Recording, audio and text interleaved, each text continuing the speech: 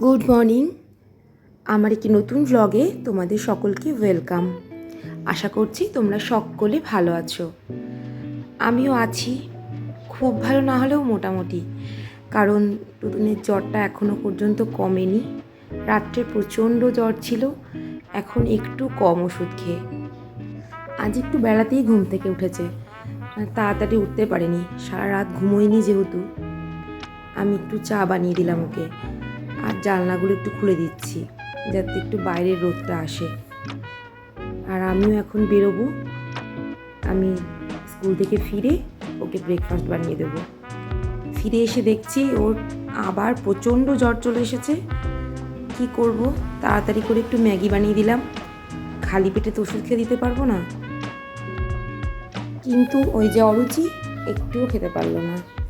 যাই হোক, 2 চামচ খেয়ে আমি ওকে ওষুধটা দিলাম। আর জ্বরটা এত বেড়ে গেল, আমাকে একটুখানি জলপট্টিও লাগাতে হলো। তারপর ও গেল বাবানের সঙ্গে ডাক্তার দেখাতে। নাম লেখানো ছিল আগে থেকেই, আমি গেলাম না, কারণ হঠাৎ করে শুনছি দিদি আজকে আসবে না রান্না করতে, তো আমাকে খাবারটা বানাতে হবে। আর এই যে ডাক্তার দেখিয়ে চলে এসছে, এতটা ওষুধ দিয়েছে, ওষুধ খেতেই খুব কষ্ট। দেখেই কেমন লাগছে, এতটাই জ্বর গায়ে।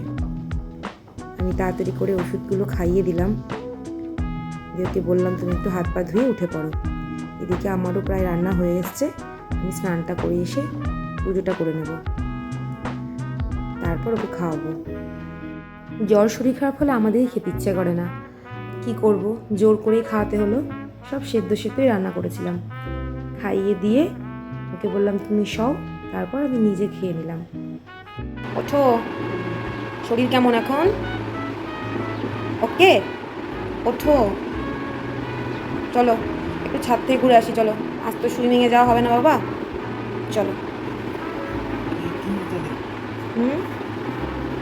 ওঠো। জোর করে ছাদেও নিয়ে আসলাম, এসে আমি সমস্ত গাছে জল দিয়ে দিলাম। কি সুন্দর আকাশটা।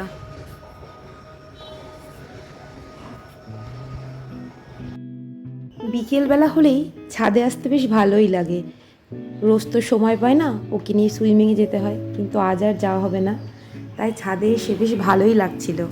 এই যে একটু শরীরটা ভালো হয়েছে, আবার দুষ্টুমি শুরু। তবুও ওদের দুষ্টুমিটাই যেন খুব ভালো লাগে, ওদের শান্ত একদম ভালো লাগে না। আর আমিও গাছে জল দিয়ে তারপর গেলাম নিচে। আর আজকে আকাশটা এত সুন্দর রং বেরঙের লাগছিল, খুবই ভালো লাগছিল দেখতে। পরিবেশের মতো বা আকাশের মতো সুন্দর আর হয়তো কিছুই নেই। যাই হোক, আমি আকাশটা সুন্দরভাবে মন ভরে দেখছিলাম। দেখে এবার নিচে যাব, এসে দেখছি দিদিও এসে হাজির। দিদিকে বললাম একটু লুচি বানিয়ে দাও, আর সাথে চিকেন কষা। চিকেনটা আনাই ছিল। দিদির সঙ্গে আমিও একটু হাত লাগালাম, জানি আজকে ওকে জোর করেই আমাকে খাওয়াতে হবে, তবুও মুখে অরুচি, চিকেনটা হয়তো একটু ভালোই খাবে। আজকে তবে এইটুকুই থাক, দেখা হচ্ছে নেক্সট দিন। তোমরা সকলে ভালো থেকো আর সবাইকে ভালো রেখো। টাটা।